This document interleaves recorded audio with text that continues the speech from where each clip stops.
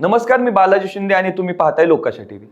बीड जिल्ह्यातील 6 नगरपालिका निवडणुकांसाठी काल मतदान प्रक्रिया पार पडली। बीड आणि धारूर शहरात रात्री उशिरापर्यंत मतदार हक्क बजावण्यासाठी रांगा लावून होते।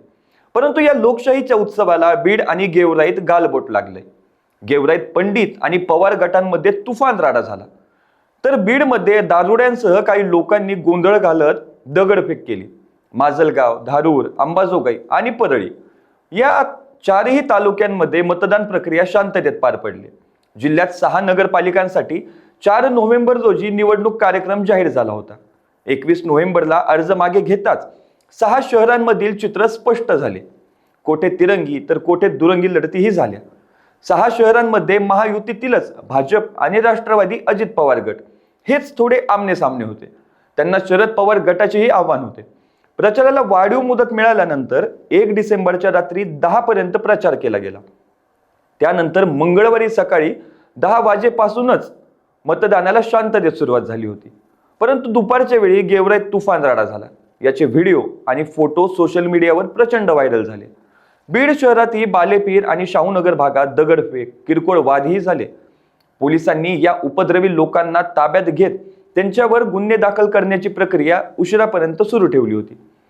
जिल्ह्यातील बीड, अंबाजोगाई, माजलगाव, परळी, धारूर आणि गेवराई या 6 नगरपालिकांच्या निवडणुकीसाठी मंगळवारी उत्साहात मतदान पार पडले। सकाळी पारा हा 1 अंशावर असल्याने कडाक्याच्या थंडीमुळे मतदानाचा वेग सुरुवातीला मंदावला होता। मात्र दुपारनंतर आणि विशेषतः सायंकाळी 5 वाजल्यानंतर मतदारांनी केंद्रांवर मोठी गर्दी केली।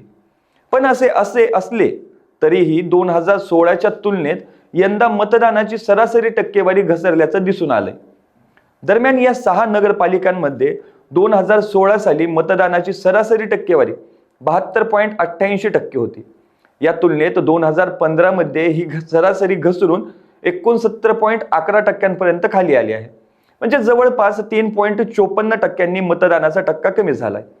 आता या सगळ्या टक्केवारीमध्ये बीडमध्ये 58.98, अंबाजोगाईमध्ये 70.35, परळीमध्ये 64.53, माजलगावमध्ये 76.42, गेवराईत 73.39 आणि धारूरमध्ये 72.38 अशी एकूण सरासरी 69.34% मतदान झालंय।